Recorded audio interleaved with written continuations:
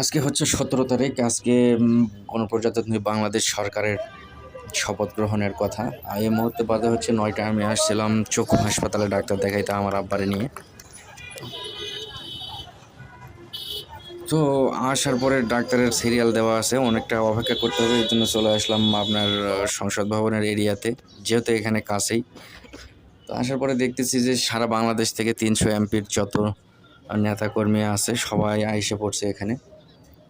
এবং পুরা সংসদ এরিয়ার বাউন্ডারি যেটা, অর্থাৎ ৬১৫ বিঘার মতো পুরা বাউন্ডারি। এই এরিয়ার চতুর্দিকে সারা বাংলাদেশে যত এমপি নির্বাচিত হয়েছে সব এমপির লোকজন তারা বাহিরে দাঁড়ায় আছে এবং এমপিরা ভিতরে ঢুকতেছে হচ্ছে শপথ পাঠ গ্রহণ করার জন্য আর কি। তো আমি আমার ডাক্তার দেখানো শেষ করার পরে আমি চলে আসতেছি হচ্ছে আপনার আসাদ গেটের দিকে হেঁটে, যেহেতু গাড়ি চলবে না, পায়ে হেঁটে আসতেছি। আস্তে আস্তে আমার আব্বা কখনো সংসদ ভবনে যায় নাই, দেখে নাই। আজকে একটু দেখাইলাম, যেহেতু চোখের অপারেশন আর প্রচুর পরিমাণে রোদ ছিল। তারপর যতটুকু পারি আর কি পায়ে হেঁটে চলে আসলাম এখানে সংসদ ভবনের এরিয়াটা দেখানোর জন্য। যেহেতু এদিক দিয়ে আসতেছি, মাঝে মাঝে একটু দাঁড়াইলাম, একটু ছবি টবি তুললাম, একটু ভিডিও করলাম।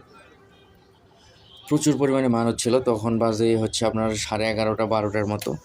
দুপুরের পরে অনুষ্ঠান শুরু হয়ে যাবে, যেহেতু এখন শপথ গ্রহণ চলতেছে সেই কারণে মানুষজন বাহিরে অপেক্ষা করতেছে এবং সাংবাদিকরা এদিকে প্রজেক্টর লাগাই দিছে, সাংবাদিকরা বাহিরে অপেক্ষা করতেছে।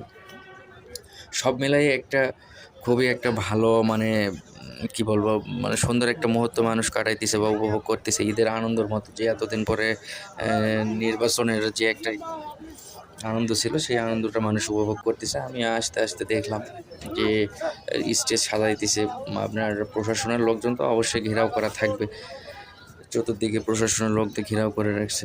যা এই সাদা কাপড় দিয়ে ঘরগুলো কী যেন করছে আসলে বলতে পারবো না, তবে আমার আব্বা আস্তে আস্তে অনেক কিছু দেখলো আজকে। আমি দেখাইলাম যে এই যে দেখো, এখানে সারা বাংলাদেশের যে নির্বাচন হয়, এমপিরা মন্ত্রী যারা আছে সবাই সংসদে এখানে আসে এবং এই তাদের